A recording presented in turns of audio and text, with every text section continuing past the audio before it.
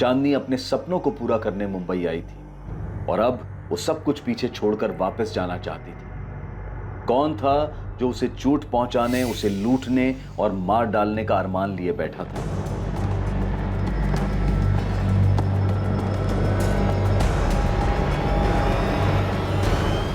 राठी साहब, आपका बेटा विवेक अपना दूसरा नंबर भी बंद करके बैठा है। एक बात बताइए, अगर उसने कुछ किया नहीं है तो हमारे सामने क्यों नहीं आ रहा है? डर क्यों रहा है वो इतना? आखिरी बार जब उससे बात हुई थी तो मैंने उसे समझाया था ये जो कुछ भी है पुलिस के सामने सरेंडर कर दे। जब पहले उसका ये दूसरा नंबर ऑन था तब उस वक्त आपने और आपकी पत्नी ने हमें नंबर क्यों नहीं दिया? आप लोग बचाने की कोशिश कर रहे हैं उसे बचाऊंगा क्यों जब मेरे बेटे ने कोई गलती नहीं की है? वो जल्दी वापस आ जाएगा। शायद वो डर गया होगा। और वो चांदनी, वो तो मेरे बेटे के लायक थी नहीं। देखिए राठी साहब, वो किस लायक थी किस लायक नहीं थी हमें मत बताइए। वो मर चुकी है इस वक्त और आपका बेटा हमारा प्राइम सस्पेक्ट है जो फरार है इस वक्त। राजू वर्मा से बात हो गई, आ रहा है वो। गुड, नहीं तो हमें जाना पड़ता है रांची और फिजूल में ही वक्त बर्बाद होता है। बात एक काम करो, तुम इस दिव्या और कंचन से इंक्वायरी करती रहो, मैं संदीप और आमिर को देख लूंगा। Sure sir.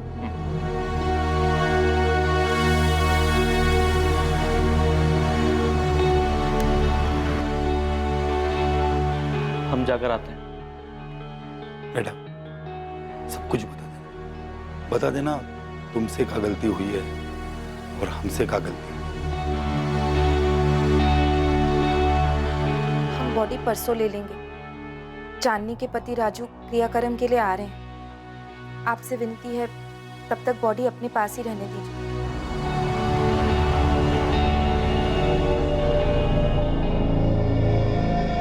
भारती, एक बात है जो मैंने तुम्हें नहीं बताई। कौन सी बात? वो गहने, चांदनी के गहने।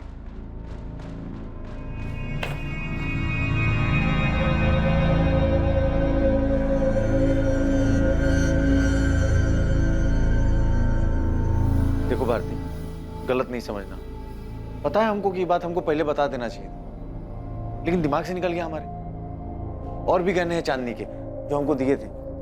अरे ऐसे क्या देख रही हो? सच कह रहे हैं हम, यकीन करो हमारा। अरे ध्यान में नहीं था, नहीं तो तुमसे छुपाते हम ये बात। इससे पहले कि चांदनी से जुड़े लोग चांदनी के बारे में अपना अपना बयान दे पाते और ये बता पाते कि उसकी मौत का कारण क्या हो सकता है, चांदनी के मर्डर के प्राइम सस्पेक्ट विवेक राठी ने पुलिस के सामने खुद को सरेंडर कर दिया, जिसे रेड कैप और ब्लैक जैकेट में देखा गया था। क्या वो चांदनी का बॉयफ्रेंड विवेक राठी था जो उस दिन उसे मारने के इरादे से वहां आया था? उसके पास चांदनी से नाराज होने की वजह जरूर थी। मैं चांदनी को 2015 से जानती थी, जब से वो मुंबई आई। मुझे दिव्या ने ही चांदनी से मिलवाया था। क्या विवेक ने चांदनी को मार डाला होगा क्योंकि चांदनी उसे छोड़कर रांची जाना चाहती थी वापस? मुझे नहीं पता, मुझे बस इतना पता है कि चांदनी और विवेक एक दूसरे से प्यार करते थे। चांदनी ने कहा था वो विवेक से शादी करेगी। अब सडनली उसने जाने का क्यों डिसाइड किया मैं नहीं जानती। शायद उसे कुछ परेशान कर रहा था, उसका मन नहीं लग रहा था मुंबई में, या फिर। सर मैं पार्टियों में डीजे का काम करता हूँ। ऐसे एक पार्टी में दिव्या से मुलाकात हुई और उसी ने चांदनी से मिलवाया। दिव्या कंचन के दोस्त है सर, और कंचन को मैं लंबे समय से जानता हूँ। दिव्या ने ही कंचन को चांदनी से मिलवाया और कंचन ने मुझे चांदनी से इंट्रोड्यूस करवाया, फिर हम अच्छे दोस्त बन गए, बस नहीं। क्या तुम लोग ये बात जानते थे कि चांदनी शादीशुदा थी? क्योंकि दिव्या का कहना है कि उसने विवेक को कहा था कि वो उससे शादी करेगी। सर हमें तो ये बात अब जाके पता चली और हमें क्या पड़ी थी उससे आगे पूछने की। फ्रैंकली कहूँ तो सर, उसने अपनी लाइफ का ये पहलू कभी हमारे सामने शेयर ही नहीं किया, और अगर हमें पता चल भी जाता तो क्या फर्क पड़ता। वैसे तो विवेक राठी हमारा सस्पेक्ट है क्योंकि वो चांदनी का बॉयफ्रेंड था, पर अभी हमारे पास इस बात के पुख्ता सबूत नहीं है। 21 जुलाई की रात को विवेक ही रेड कैप और ब्लैक जैकेट में गया था। अभी तुम दोनों मुझे बताओ, तुम दोनों का चांदनी के साथ रिश्ता क्या है, दोस्ती के अलावा? सर मैंने चांदनी को नहीं मारा। तो फिर चाकू अपने साथ लेके जाने की क्या जरूरत थी? और कैप तो तूने इसलिए पहनी थी ताकि तू अपना चेहरा छुपा सके, कोई देख ना सके तुझे। सर मैं खुद चांदनी के मर्डर से दुखी हूँ। अब मैं गया था उस रात को उससे मिलने क्योंकि वो मेरी फोन इग्नोर कर रही थी। तुझे क्या लगता है हम तेरे झूठ पे यकीन कर लेंगे? मैं कह तो रहा हूँ, मैं उसके घर पे गया था उस रात को, मैंने उसे नहीं मारा। लगभग 1 महीने से ऊपर हो गया था सर, वो मुझसे बात नहीं कर रही थी। एक दिन अचानक से कहने लगी कि मैं घर चली जाऊं। ब्रेकअप? क्या बकवास कर रही हो? तुम्हें पता भी है तुम क्या बोल रही हो? बस विवेक, अब मुझे वापस जाना है। कहाँ जाना है? रांची। चांदनी, देखो बहुत मुश्किलों से मैंने अपने पेरेंट्स को मनाया। तुम्हें भी पता है कि वो इस रिश्ते के कितने खिलाफ थे। अरे आज जब सब कुछ ठीक है, मुझे छोड़ के जाना चाहती हो? विवेक, जो हमारे बीच में था वो बहुत अच्छा था, पर अब मुझे वापस जाना है। मुझे तुमसे कोई शिकायत नहीं है। सर, अचानक से मुंबई छोड़ के उसने घर जाने का फैसला ले लिया और अचानक से मुझसे बात करना भी बंद कर दिया। काम पे भी नहीं जा रही थी, इसलिए मैं उसके घर पे गया था उससे बात करने।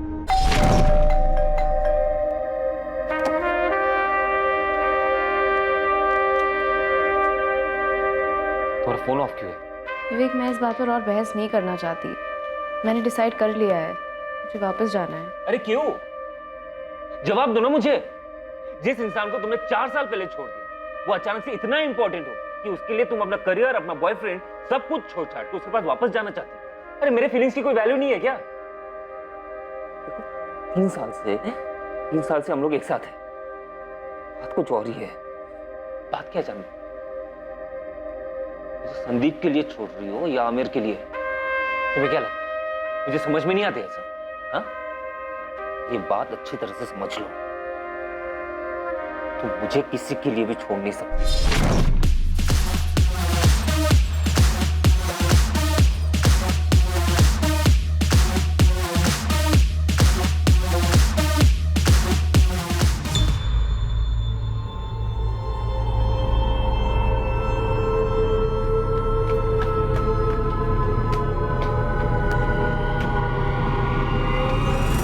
चांदनी, हे, व्हाट अ सरप्राइज।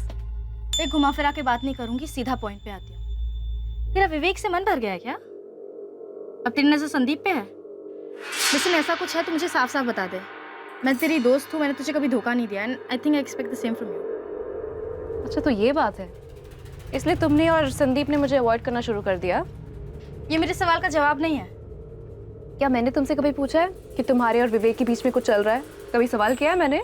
मैं लोगों को धोखा नहीं देती, सो प्लीज कुछ है तो बता दो। Is there anything going on between you two? Are you sleeping with him? क्या बात है दिव्या, कल रात कंचन भी यही सवाल पूछ रही थी। मुझे पता है उसके बारे में। अगर तुम दोनों को साथ में ही टाइम स्पेंड करना था तो मुझसे कह देते, मैं घर चली गई होती। अरे यार कंचन, क्यों बच्चों जैसे रिएक्ट कर रही हो? जो कि तो शेयर किया उसने। या ऑब्वियसली जो सिर्फ तुम्हें सुनाना चाहती थी ये। चल, बस एक जोक था जो शेयर किया था। हाँ, मेरे को शेयर नहीं कर रही, वो तुम्हारा ही, ओके? एक्सक्लूसिव।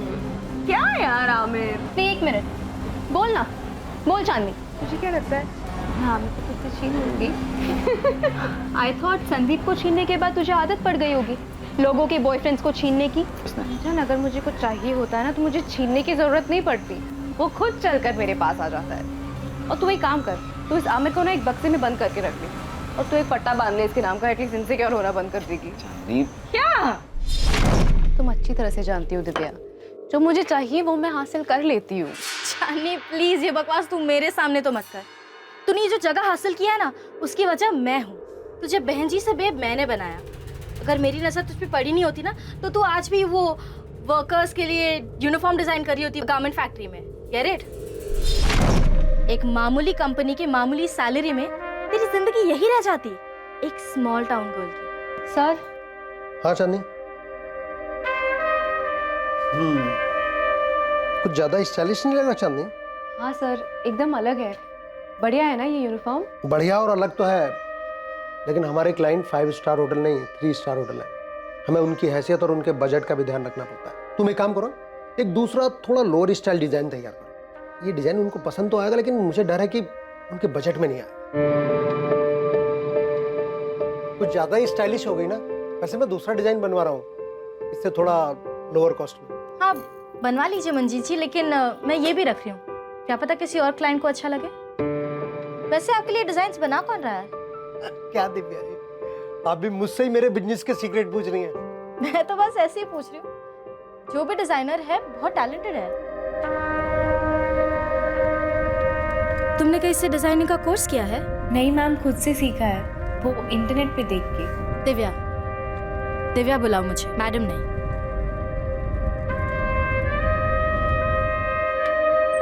कम कम। मंजीत जी जो दे रहे हैं ना, उसका डबल दूंगी। हाँ करूँगी ना, क्यों नहीं। Great, sit. लेकिन चांदनी एक कंडीशन है। क्या कंडीशन? तुम हमारी एक्सक्लूसिव डिजाइनर होगी, लेकिन तुम्हारी डिजाइन्स पे लेबल हमारा होगा, दी दिव्यास फैशन। मेहनत तुम्हारी, लेबल हमारा। मंजूर है? हाँ मंजूर है। Amazing, welcome on board.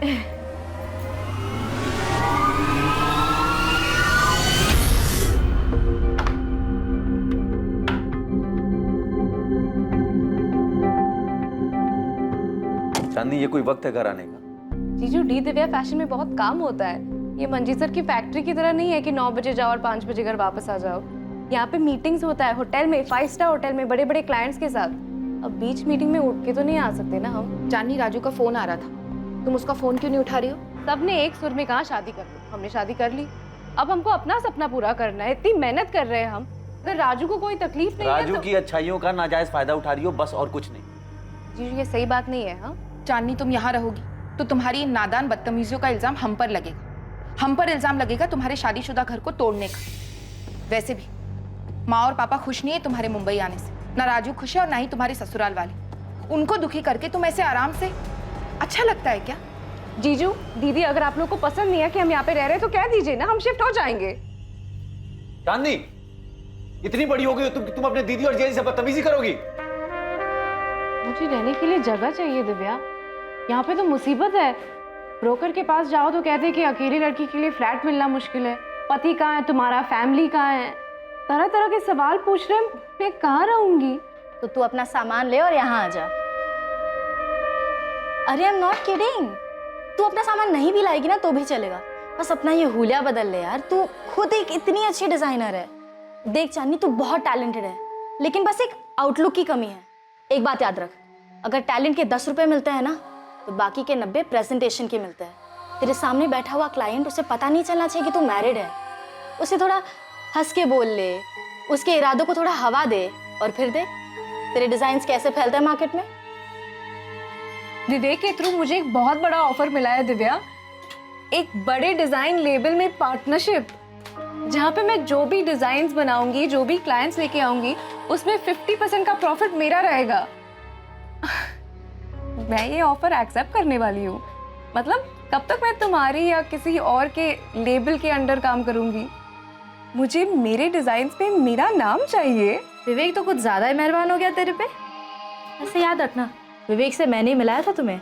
मुझे याद है दिव्या, तुमने ही मुझे सबसे मिलवाया है और मैं एहसानमंद रहूंगी, पर जिंदगी भर तो मैं तुम्हारी गुलामी नहीं कर सकती ना। देख, तुझे विवेक मैंने दिलाया, तो अगर तुझे अब संदीप ही चाहिए तो तू साफ साफ बता दे। ओ हेलो दिव्या, अगर मैंने किसी से कुछ छीना है ना तो याद रखना तुम भी इसमें पीछे नहीं हो। तुमने मेरे डिजाइन्स पे अपने नाम का लेबल लगा के बेचा है, तुमने मेरे हिस्से की शौहरत छीनी है मुझसे। संदीप को ना तुम अपने पास ही रखो, मुझे नहीं चाहिए। संदीप से मेरा कोई लेना देना नहीं है, और ना ही आमिर या विवेक से। और ऑनेस्टली आज के बाद मुझे तुम्हारी भी शक्ल नहीं देखनी है। So done with all of you, please leave. बस हो गया है विवेक, प्लीज स्टॉप इट। अरे क्या बस हो गया? मुझसे कोई लेना देना नहीं है क्या तुम्हें? चांदनी, मैं तुमसे प्यार करता हूँ। चांदनी, तो शादी कर लो प्लीज। सारी दुनिया तुम्हारे कदमों में रख दूंगा, उम्मीदों से बढ़कर निकलूंगा। चांदनी प्लीज मुझसे शादी कर लो। चांदनी, तुम ना मुझे छोड़ के मत जाओ। चांदनी, जी पापा। ये देखो, यही लड़का है। अपने चंद्र प्रकाश जी है ना, वो तुम्हारे लिए रिश्ता लाए। लड़की का नाम चांदनी है, 3rd ईयर में पढ़ती है। बढ़िया लड़का है बेटा, 3 साड़ियों की दुकान है, वो भी मेन मार्केट में। राज करोगी तुम, राज। पापा, हमको राज नहीं करना है, हमको तो अपना। बस चांदनी, देखो बेटा, ऐसा लड़का ढूंढने से भी नहीं मिलेगा, और तुम्हें तो घर बैठे मिल गया है। कपड़े डिजाइन करने का शौक है ना तुम्हारा बेटा, यहाँ तुम अपना ये शौक भी पूरा कर लेना। सच। राजू सुन सुन सुन, अबे सुन तो। पक्की हो गई हमारी। सच्ची महाकसम खा। कसम, ऐसी थोड़ी फोटो हमारे हाथ में। तेरा तो लॉटरी लग गया बे। लॉटरी तो लग गई है दोस्त। अभी जा रहे संडे को मिलने के लिए। यार बात तो कर पाएंगे ना? मैं बात का ही नहीं कर पाया, पर सुन दरवाजा ना नहीं, हाँ? और हाई करना है, ठीक है? हाई करेंगे। भाभी तो भाभी हाँ का इंतजार कर रही होगी। तुम ना मुझे छोड़ के मत जाओ प्लीज, मुझे छोड़ के मत जाओ चांदनी। चांदनी प्लीज ऐसे मत करो मेरे साथ प्लीज। चांदनी मुझे प्लीज कंट्रोल योरसेल्फ विवेक। मैंने डिसाइड कर लिया, मैं राजू के पास वापस जा रही हूँ। Stop it. क्या है?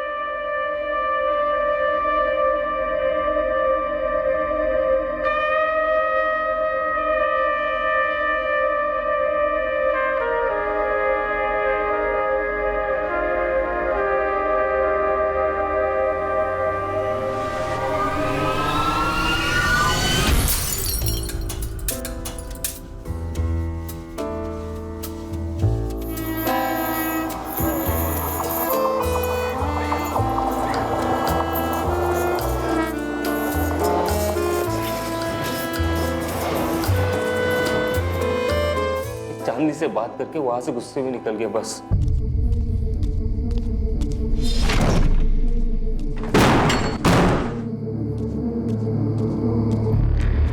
जब अकल ठिकाने आएगी वो खुद मुझे कांटेक्ट करेगी। लेकिन उसकी मौत की खबर आएगी ये मुझे पता नहीं था सर। मैं चांदनी से प्यार करता था, ये जानने के बावजूद कि ये क्या विवेक? सर मेरे पीठ पीछे चांदी का संदीप और आमिर के साथ भी अफेयर चल रहा था। अगर भारती और मोहित ने हमें बहुत कुछ नहीं बताया तो इसका मतलब ये नहीं है कि दिव्या तुमने भी हमें सब कुछ बता दिया है। हाँ, बना ली थी मैंने दूरी चांदनी से।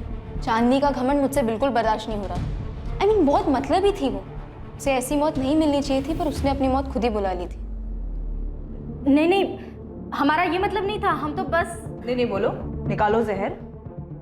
यही तो हम ढूंढ रहे हैं, ये जहर कहाँ भरा है और किस में भरा है। हाँ, था हमारा फ्लिंग, मैं इनकार नहीं करूँगा। अच्छा, तो ये फ्लिंग था अभी याद आया?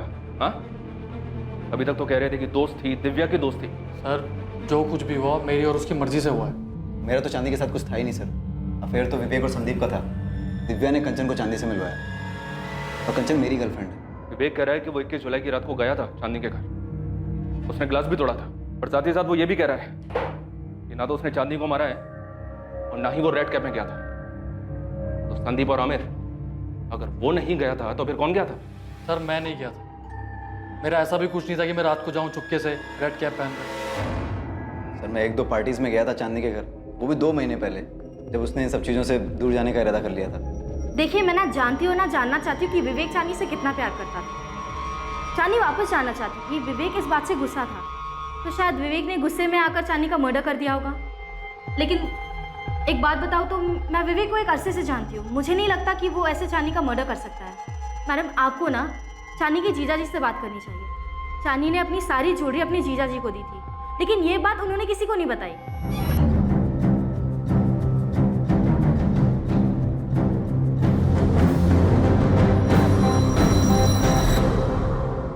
सर वो ध्यान ही नहीं रहा एकदम। और एक तो जाने की तैयारी में उलझे हुए थे और अचानक से चांदनी की खबर। इन सब के बीच में ऐसे उलझ गए कि ये बात दिमाग से ही निकल गई। क्या मतलब है मोहित यादव के दिमाग से ही निकल गई? अगर बाई चांस चांदनी ने दिव्या को अपने वापस जाने की ज्वेलरी तुम्हें देने की बात नहीं बताई होती, तुम तो सारा माल दबा के बैठ गए। नहीं नहीं सर। क्या नहीं? कितनी बार तुमसे पूछा गहनों के बारे में, पैसों के बारे में, पर हर बार तुमने यही कहा कि तुम्हें तो कुछ पता ही नहीं है। चांदनी ने तुम्हें कुछ नहीं बताया और अब सारी की सारी ज्वेलरी तुम्हारे पास से निकली। मैं एक बात नहीं जानती थी। चांदनी ने मुझे वापस जाने की बात कही थी, लेकिन गहनों के बारे में कुछ नहीं कहा था। उसने कब इन्हें गहने दिए, मुझे इस बारे में कुछ नहीं पता। चांदनी को लगा होगा कि ये गहने सब सुरक्षित पहुंचा देंगे। भारती को बताना जरूरी नहीं समझा होगा। दिव्या, चांदनी ने तुम्हें कॉल करके बताया था क्या कि उसने अपनी सारी ज्वेलरी अपने जीजा मोहित को दी है? उसने मुझे फोन नहीं किया था, मैंने उसे फोन किया था। मैं तो बस जानना चाहती थी कि कहीं उसकी मुंबई छोड़ के जाने की वजह चांदनी और मेरे बीच संदीप को लेकर जो झगड़ा हुआ था, कहीं वो तो नहीं है। लेकिन फिर उससे बात करके पता चला कि वजह तो कुछ और ही है। नहीं दिव्या, ऐसी कोई बात नहीं है, पर अब जब तुमने कॉल किया है तो मैं तुम्हें बता दूं। हाँ, सोई हूँ मैं संदीप के साथ। मैं जानती हूँ चांदनी, तुझे मुझे कुछ बताने की जरूरत नहीं है। लेकिन मैं बस इतना जानना चाहती हूँ कि कहीं यही तो वजह नहीं है कि तुम मुंबई से। क्या? मुंबई से क्या? मैं भाग नहीं रही हूँ दिव्या, मुझे बस खुश रहना है। सब कुछ छोड़ के मैं यहाँ मुंबई आई थी, अब मुझे बस वापस जाना है। दीदी और जीजा भी अगले हफ्ते रांची जा रहे हैं, मैं उन्हीं के साथ अपने सारे गहने भेज दूंगी और उसके कुछ दिनों बाद मैं भी चली जाऊंगी। मैंने उससे कुछ नहीं पूछा, वो तो अपनी ही धुन में थी और बात बात में उसने बता दिया। सच कहूँ तो मैं ये बात भूल भी गई थी, लेकिन जब इंस्पेक्टर ने मुझे ज्वेलरी के बारे में पूछा ना, तब मुझे याद आया कि हाँ, चांदी ने ऐसा कुछ कहा तो था। मेरी तरफ क्या देख रहे हो? मैंने क्या किया? मैंने चांदनी को नहीं मारा। अब भी बैठिए यहाँ। क्यों, किस लिए? बैठिए, साहब आएंगे तो बात करेंगे। चांदनी के पड़ोसी ललित ने किसी शख्स को रेड कैप और जैकेट के साथ देखा था। क्या वो संदिग्ध शख्स इन चारों में से कोई एक था?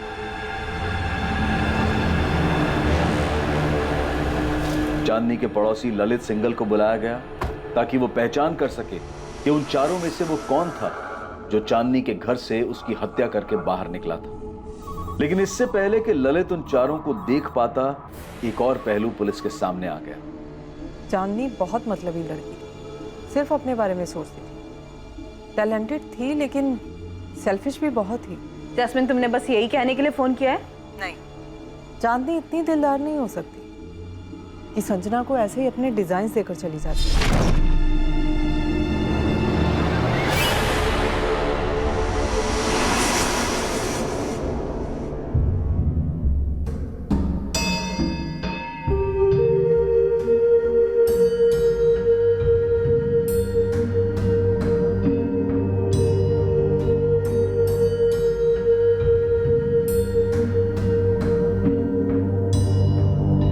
मैं तो बस देख रही थी। जैस्मिन, चांदनी ने खुद दिए डिजाइन्स मुझे। तुम्हें मेरी बात पर भरोसा नहीं है क्या? कम ऑन संजना, क्यों भरोसा नहीं करूंगी तुम्हारी बात पे? मैं तो बस डिजाइन्स देख रही थी। I trust you. मुझे भरोसा नहीं है चांदनी पर। इतनी दिलदार तो वो हो ही नहीं सकती। तो तुम ये कहना चाहती हो कि चांदनी को संजना ने उसके डिजाइन्स के लिए मार डाला? मैं आपको सिर्फ ये बताना चाहती हूँ कि चांदनी उन लोगों में से नहीं थी जो अपने डिजाइन्स इतना इजीली किसी को दे देती।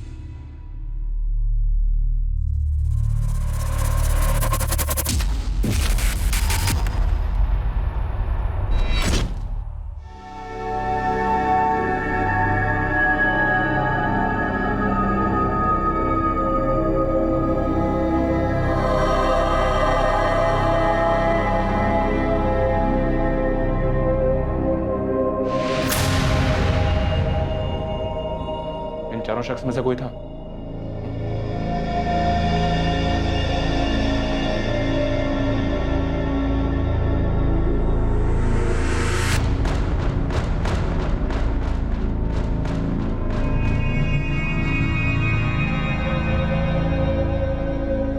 ठीक से पहचान नहीं पा रहा हूँ। उसने जैकेट का कॉलर ऊपर किया हुआ था और कैप पहनी हुई थी। हाइट बॉडी देख के भी कुछ पता नहीं चल रहा है कौन हो सकता है। वो ये जो तीनों एक साथ बैठे हैं, इनको तो मैंने चांदनी के घर पे आते जाते देखा, लेकिन उनमें से कौन हो सकता है ये कहना मुश्किल है। और वो चौथा?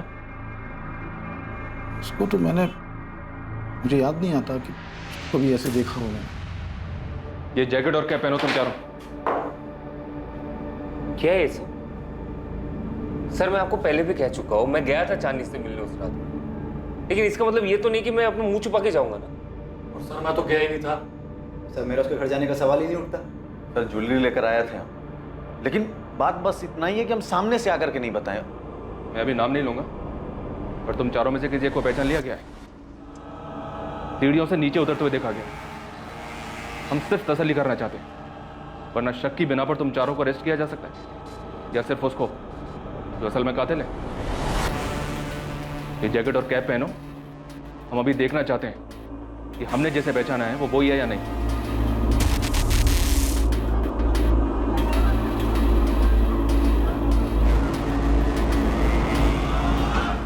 सर, मैं चांदनी से 17 जुलाई को मिली थी। जैस्मिन बहुत ज़्यादा परेशान थी क्योंकि चांदनी काम पर नहीं आ रही थी और एक बहुत इंपॉर्टेंट क्लाइंट का ब्राइडल वेयर तैयार करना था।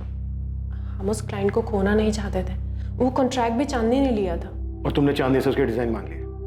जी सर, मैंने मांगे थे। जैस्मिन तो कह रही थी कि चांदनी अपने डिजाइन किसी को नहीं दे सकती।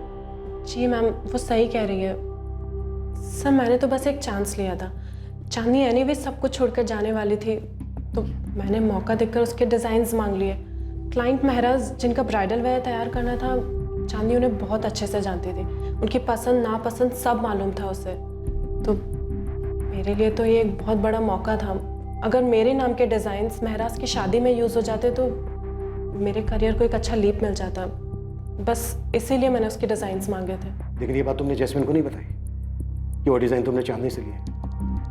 वो तो जैस्मिन ने जब देखे तो वो खुद समझ गई थी कि वो तुम्हारे ओरिजिनल डिज़ाइन नहीं है। जी सर, ये सच है। तो तुमने चांदनी के डिज़ाइन चुराए?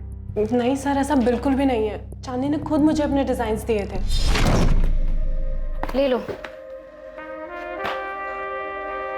चांदनी, मीराज की सारी ब्राइडल डिज़ाइंस है इसमें, और कुछ ऐसे भी डिज़ाइंस हैं जो मैंने यूं ही बनाए थे, किसी क्लाइंट के नहीं है। तुम रख सकती हो, अब मुझे इनकी कोई ज़रूरत नहीं है।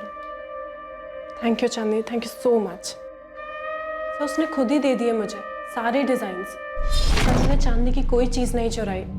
वो दुखी थी, मुझे नहीं पता वो वापस क्यों जाना चाहती थी, पर दुखी थी। तो तुमने ये बात जैस्मिन को खुद क्यों नहीं बताई कि चांदनी ने अपने सारे डिजाइन तुम्हें खुद दिए थे? मैं चाहती थी कि सबको लगे ये मेरे ओरिजिनल आइडियाज़ है, मेरे डिज़ाइन है। मुझे भी चांदनी के जैसा नाम चाहिए था, बस इसीलिए चुप रही मैं। लेकिन जब जैस्मिन ने मेरे डिज़ाइंस देखकर कहा कि वो चांदनी के डिज़ाइन से मैच हो रहे, तो मैंने सच बता दिया था। मैंने झूठ नहीं बोला। और अगर मैंने झूठ बोला होता तो मैं चांदनी का फोल्डर अपने वर्क स्टेशन पर क्यों रखती? एटलीस्ट उसका कवर तो चेंज कर देती। मैम, सर, मैंने चांदनी की कोई चीज़ नहीं चुराई है और ना ही किसी को भेजा है चोरी करने के लिए। सारी पॉसिबिलिटीज ट्राई कर लिया सर। ये ललित श्योर नहीं कि इसने किसको देखा है। इसे सभी एक जैसे ही लग रहे हैं।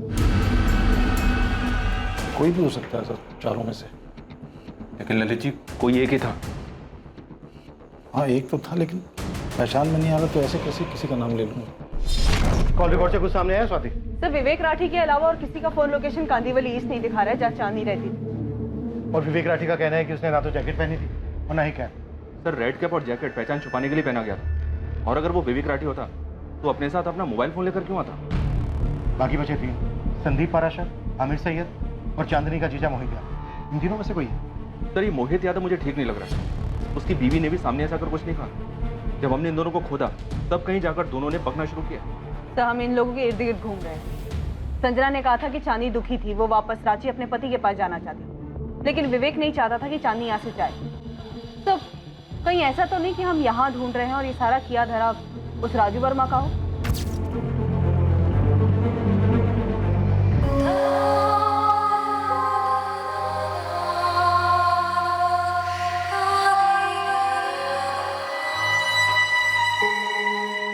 राजू ही वो इंसान था जिसे सालों पहले चांदनी अपने सपनों को पूरा करने के लिए छोड़कर चली गई थी, और अब सब कुछ छोड़कर चांदनी उसी के पास वापस लौट जाना चाहती थी। क्या राजू चांदनी को वापस अपनी जिंदगी का हिस्सा नहीं बनाना चाहता था? क्या अपने पुराने जख्म की वजह से राजू वापस आ गया था चांदनी को भी जख्म देने के लिए, ये बताने के लिए कि अब उसको चांदनी की जरूरत नहीं है, अब वो उसका इस्तेमाल नहीं कर सकती, अब वो चांदनी के अरमानों की सीढ़ी नहीं बनेगा? चांदनी ने सिर्फ तुम्हारा इस्तेमाल किया। उसने तुम्हारे साथ शादी करने के लिए हाँ कर दी और तुम खुशी के मारे झूम उठे। उसके साथ जिंदगी बिताने का सपना देखने लगे, क्योंकि ये सपना तुम पहले से देख रहे थे। जिस दिन चांदनी का मर्डर हुआ उस दिन तुम्हारा फोन लोकेशन दिखा रहा है रांची, लेकिन तुमने किससे कांटेक्ट किया ये नहीं दिखा रहा है। किसे हायर किया तुमने चांदनी को मरवाने के लिए? या फिर खुद ही आए थे अपने हाथों से चांदनी का मर्डर करने? आपने जितनी भी बातें कही ना,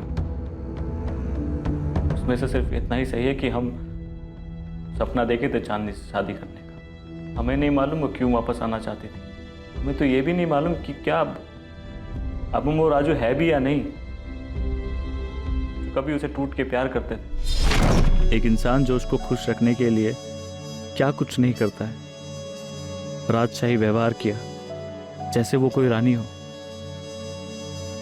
हमारा सपना पूरा हो गया था, हम अपने ही धुन में खोए रहते थे। उस खुमारी में हमने उससे कभी ये तक नहीं पूछा क्या वो हमसे शादी करना भी चाहती थी। फैशन डिजाइनिंग करना है तो कर लो, इसमें इतना सोच कह रही हो? हमको मुंबई जाना है, तुम चलोगे? हम वहाँ जाके करेंगे क्या? काम ढूंढ लेना ना। हमको फैशन डिजाइनिंग करना है। इंटरनेट पे ना हमने काफ़ी कुछ सीख लिया है, बस थोड़ा सा और ट्रेनिंग मिल जाएगा ना तो हमारे हुनर को 4 चांद लग जाएगा। अगर तुमको मुंबई नहीं आना है तो क्या हम अकेले जा सकते हैं? अकेले? हाँ, वो दीदी और जीजू है ना मुंबई में, हम उनके साथ रह लेंगे। कुछ दिन के लिए ट्राई कर सकते हैं ना? प्लीज राजू। क्या बोल रही हो तुम? हम यहाँ, तुम वहाँ, फिर शादी करने का क्या मतलब? राजू, ये हमारा सपना है।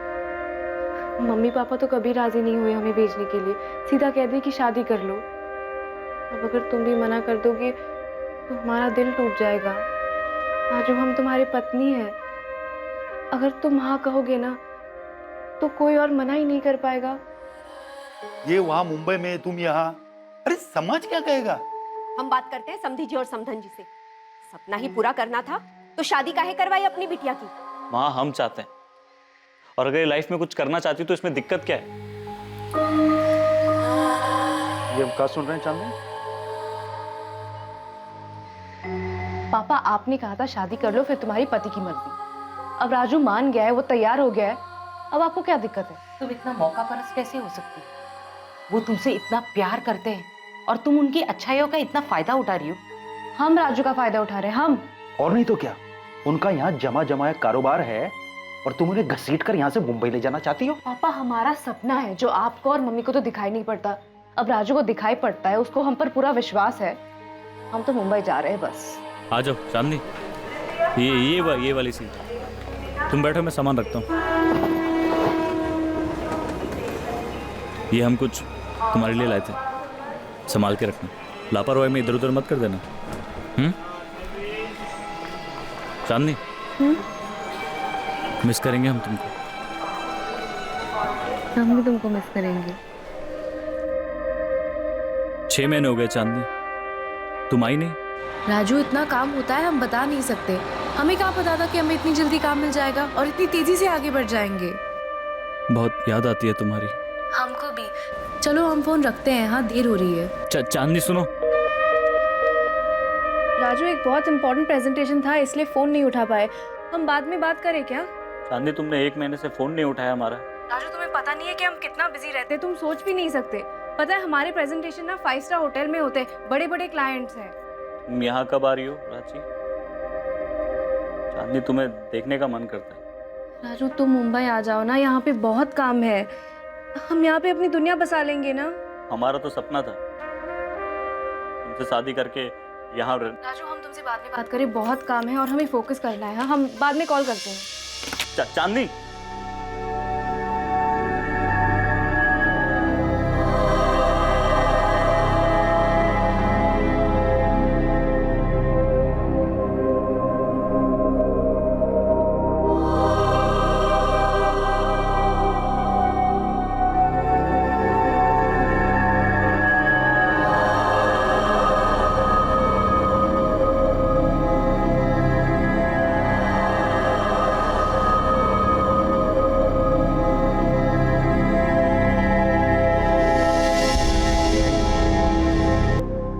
राजू, राजू। हाँ, वो बोलो ना, कुछ सोच रहे थे हम। हमने कहा हम वापस आ रहे हैं, कुछ बोले नहीं। क्या बोले चांदनी? कुछ समझ नहीं आ रहा। राजू, क्या अब तुम हमसे प्यार नहीं करते? तुम ही तो हो जिससे हमने प्यार किया है। तुम खुश तो हो ना हमारे वापस आने से? एक बात बताओ चांदनी, तुम यहाँ अपने लिए आना चाहती हो या हमारे लिए? क्या हम उसके वापस आने से खुश थे? सवाल का जवाब हमने इसीलिए नहीं दिया कि हमारे पास इस सवाल का जवाब था ही नहीं। अगर आप किसी को चाहते, किसी के सपने देखते हैं और वो सपना अचानक से आपकी हकीकत बन जाए, आप जिसको चाहते हैं वो आपको मिल जाए, उससे बात करने की हिम्मत नहीं होती, वो आपका जीवन साथी बन जाए, तब ऐसा लगता है कि सपना पूरा हो। मगर हमारे और चांदनी के बीच ऐसा कुछ था नहीं, दूरी ही थी। हमें नहीं मालूम चांदनी क्यों वापस आना चाहती थी, क्यों वो उससे दूर भाग रही थी। इसे पाने के लिए कभी वो हम सबको छोड़ के मुंबई आई थी।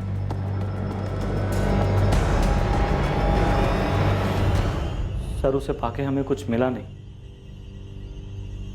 उसे मार के भी हम क्या हासिल कर लेते। अगर आपको फिर भी लगता है कि हम उसके कातिल हैं, हमारे पास कुछ है नहीं और कहने के लिए। ये तो टूटा हुआ हारा हुआ बेचारा पति भी है और प्रेमी भी। क्या हम इस विवेक राठी पे गलत शक कर रहे हैं? हो सकता है सर। वैसे हमारे पास उसके खिलाफ कोई ठोस सबूत नहीं है सिवाय उसकी फोन लोकेशन की, जो कि चांदनी की लोकेलिटी का है। हैरानी की बात यह कि वो इस बात से इनकार भी नहीं कर रहा है कि वो वहां गया था। फॉरेंसिक टीम को चांदनी घर में ग्लास पर फिंगरप्रिंट मिले और बॉटल पर भी। और कहीं चांदनी की बॉडी लॉकर या कहीं और? No sir, no fingerprint, locker पर भी नहीं। ये जरूर चांदनी के फ्रेंड सर्कल से कोई होगा। चांदनी के रांची जाने के डिसीजन से विवेक हट हुआ होगा। चांदनी के इस मर्डर का मोटिव तो गुस्सा ही हो सकता है। लेकिन ये सफर इतना भी आसान नहीं था। बहुत मुश्किल था पता करना कि चांदनी पर किसके गुस्से का कहर टूटा था, उसके बॉयफ्रेंड विवेक राठी का। लेकिन उसके खिलाफ अब तक कोई सबूत नहीं मिला था। चांदनी के किसी भी दोस्त का हिसाब किताब इन्वेस्टिगेटिंग टीम के गणित पर फिट नहीं बैठ रहा था। हर कोई अपनी अपनी रोजमर्रा की भागम भाग में वापस खो गया और अपनी नॉर्मल लाइफ में लौट गया, हर उस जगह से, हर उस काम से दूर जो उन्हें स्पॉटलाइट में ला सकता था। चांदनी वर्मा और उसकी मौत धीरे धीरे अतीत का हिस्सा हो गई। चांदनी वर्मा के घर कौन आया था जिसने उसकी हत्या की थी? पुलिस के पास इस बात से जुड़ी कोई लीड, कोई सुराग नहीं था कि आखिर वो रेड कैप वाला इंसान कौन था। आपने राजू जी को गहने दे दिए? हाँ दिए, लेकिन उसने लिए नहीं, कहा कि उसे नहीं चाहिए। हम एक दो बार बात भी की चांदनी के फ्लैट के बारे में। उसने कहा उसे वो भी नहीं चाहिए, कह रहा था आपको चाहिए तो आप रख लीजिए। हम कहे नहीं, तुम्हारे नाम पे ही ट्रांसफर होगा, कहा कि चांदनी के जाने के बाद सब कुछ अब तुम्हारा ही है। चल गहने कहाँ हैं? हमको ऐसा काहे लग रहा है कि तुम हम पे शक कर रही हो? क्या चांदनी ने आपको सचमुच फोन करके बुलाया था और गहने दिए? चांदनी ने हमको फोन किया और अपने घर बुलाया। हम फोन नहीं किए थे उसको। अरे हमको तो पता भी नहीं था कि उसके जीवन में चल कर रहा है। और तुम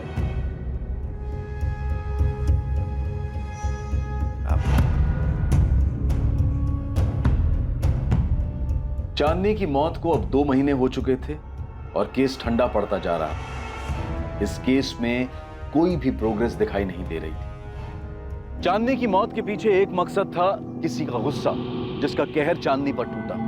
लेकिन एक मकसद और था, चांदनी के गहने। कोई उसके सारे गहने भी लेना चाहता था और उन गहनों से अपने सपनों को पंख देना चाहता था। मैं सब इंस्पेक्टर अमित शर्मा बोल रहा हूँ। कौन बोल रहा है? सर, शरद जोशी, नानानाथ ज्वेलर्स से बोल रहा हूँ। आपके एक इन्फॉर्मर ने 2 महीने पहले मुझे चोरी के गहनों के बारे में बताया था। कुछ आएगा तेरे पास?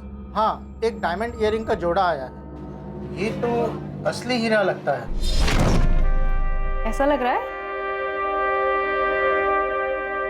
बहुत अच्छा लग रहा है, काफी महंगा भी लग रहा है। 1.25 लाख रियल डायमंड्स। ये चांदनी वर्मा की है और ये मुझे दिव्या से मिला।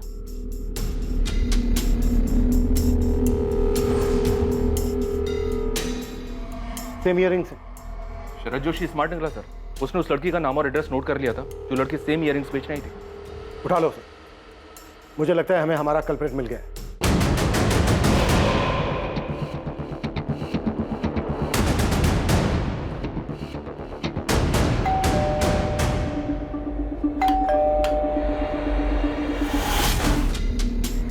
जी?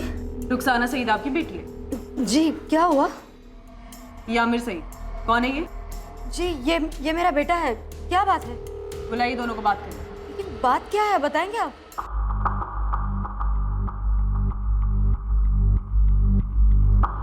मुझे भाई ने दिए थे बेचने के लिए। और तुमने इनके बारे में उससे कुछ पूछा ही नहीं? साहब बताएंगे बात क्या है? आप बच्चे से सवाल पूछे जा रहे हैं। ये ईयरिंग्स उस औरत की हैं जिसका मर्डर हो चुका है और जैसे आपका बेटा आमिर बहुत अच्छे से जानता है। सब ये इनके घर से मिला, आमिर के कबर्ड से। मुझे सच में नहीं मालूम ये सब भाई के पास कहाँ से आए। रुखसाना, आमिर के दिए ये ईयरिंग्स बेचने के बाद 90,000 रुपए तुमने उसे दिए और ये सोचा तक नहीं उसके पास ये कहाँ से आए होंगे? पैसे दिए थे लेकिन सोचना क्या था, भाई नहीं दिए थे ईयरिंग्स। आमिर ने पैसे मुझे दिए थे लेनदार के बहुत पैसे बाकी थे। मैं बेवा हूँ, अकेले घर चलाती हूँ, तो आमिर ने थोड़ी मदद कर दी कर्ज उतारने में। उसमें आप मर्डर की क्या बात कर रहे हैं? मुमताज जी, आपका बेटा आमिर अपनी बहन को एक औरत के इयररिंग्स बेचने के लिए देता है और आप उससे ये पूछना जरूर भी नहीं समझती कि उसके पास ये कहाँ से आए होंगे। भाई ने कहा था कि उसकी गर्लफ्रेंड ने दिए हैं, कंचन ने।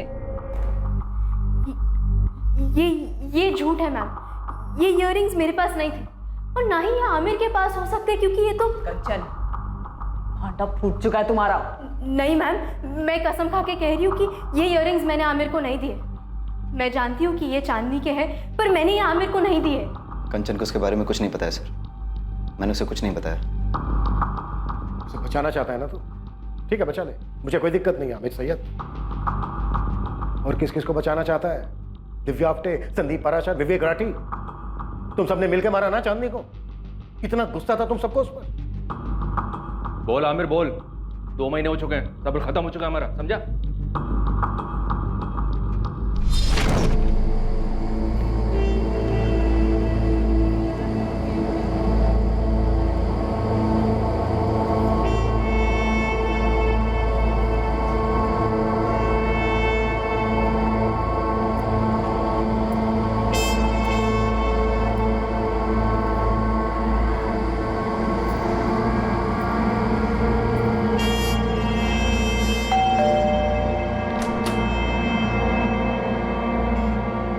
लगता है आज रात सबके सब अपने इश्यूज क्लियर करके ही मानोगे।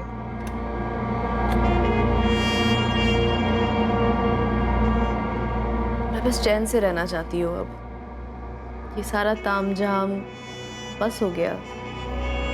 सो सॉरी यार आमिर, कंचन को भी बोलना that I am really sorry. मुझे ऐसे उसे इंसल्ट नहीं करना चाहिए था।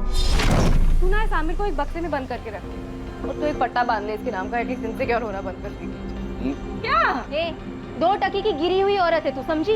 पति को तो स्टैंड बाय पे रखा है घर पे, यहाँ जो मिल रहा है एरा गेरा उसे मुंह लगाती फिरती है। तू शर्म नहीं आती? नहीं बस करो यार। तुझे एरा गेरा कह रही है आमिर, और तू कौन सी हूर की परी है बे? ये जो तुझे गिफ्ट दिलाता है, दारू पिलाता है, घुमाता है, वो सब मेरे पैसे करता है, और तू मुझे कह रही है? ए चुप कर साले, तेरे माँ के कर्जे को चुकाने के लिए तू मुझसे पैसे ले रहा है। तूने बताया इस औरत को? तेरे बर्थडे पे जो ड्रेस खरीदा था वो मेरे पैसे से खरीदा था, और तू मुझे 2 टकी कह रही है।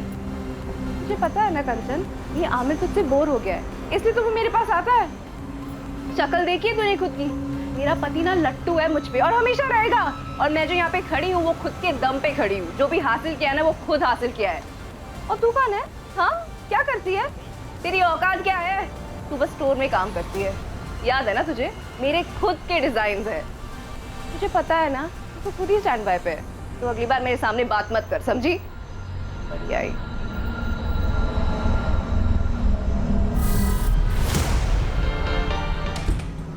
क्या? मैंने जो भी कहा ना बिल्कुल सही कहा। वो घटिया है और तू गिरा हुआ इंसान है। पैसों की वजह से चिपक गए मुझसे। क्या झूठ बोला मैंने? हाँ,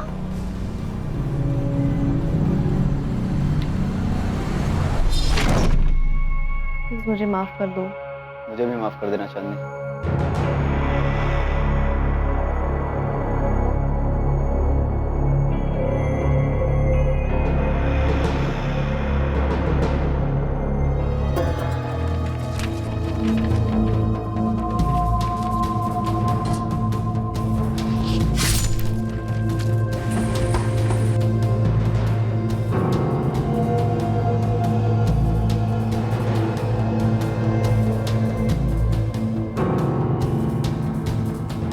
चांदनी ने जो भी ज्वेलरी पहनी थी मैंने सब निकाल लिया।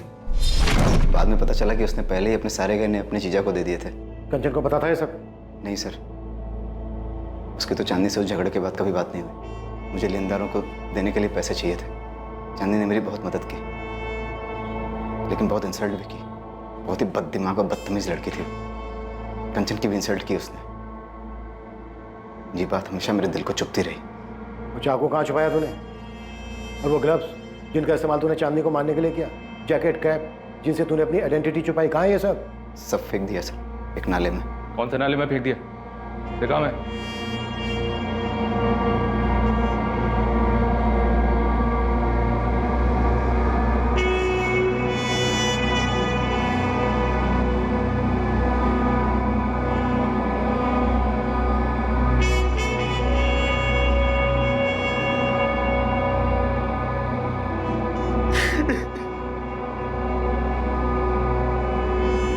आमिर सैयद को आईपीसी की धारा 302 के तहत बुक किया गया। चांदनी वर्मा की मौत हो चुकी थी और आमिर सैयद उसे मारने की सजा भुगत रहा था। जब भावनाओं को ठेस पहुंचती है तो अक्सर उसके बदले में इंसान चोट पहुंचाने वाले को और भी गहरा जख्म देने की ख्वाहिश रखने लगता है और भावनाओं का यह बवंडर अंत तक दोनों को ही जख्मी कर छोड़ता है। हमें हमेशा कोशिश करनी चाहिए कि हम कभी किसी को ठेस ना पहुंचाएं और कभी हमें ठेस पहुंचे तो उसके बारे में ज्यादा ना सोचकर उसे नजरअंदाज करने की कोशिश करें। अब मैं अनूप सोनी आपसे विदा लेता हूं। कल रात आपसे फिर मुलाकात होगी कौन बनेगा करोड़पति के करमवीर एपिसोड के बाद एक और नए केस के साथ। और याद रखें, क्राइम और आपके बीच में सिर्फ इतना फर्क है कि आप कितने सतर्क हैं। सतर्क रहें, सुरक्षित रहें। जय हिंद।